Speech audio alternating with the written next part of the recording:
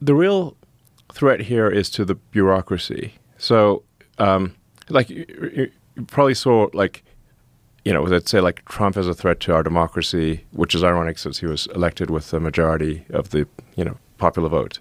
They started saying I was a threat to democracy. But if you just replace threat to democracy with threat to bureaucracy, it makes total sense. Right. So, the reality is that our elected officials have very little power relative to the bureaucracy until DOGE. So DOGE is a threat to the bureaucracy. It's the first threat to the bureaucracy. Normally the bureaucracy eats revolutions for breakfast. This is the first time that they're not, that the revolution might actually succeed, that we could restore power to the people instead of power to the bureaucracy.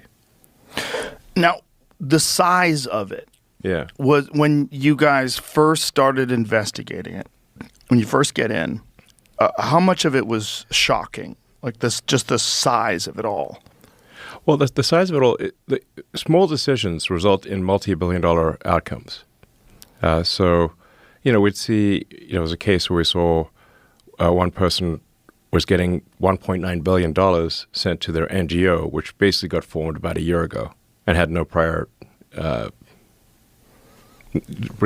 prior activity. So they just stand up an NGO.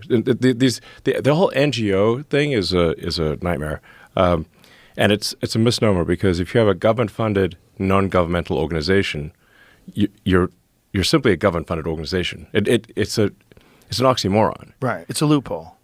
Yes. It basically, the government-funded NGOs are a way to do things that would be illegal if they were the government, but are somehow made legal if it's sent to a so-called nonprofit.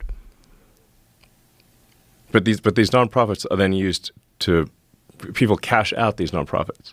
They become very wealthy through nonprofits. They pay themselves enormous sums through these nonprofits.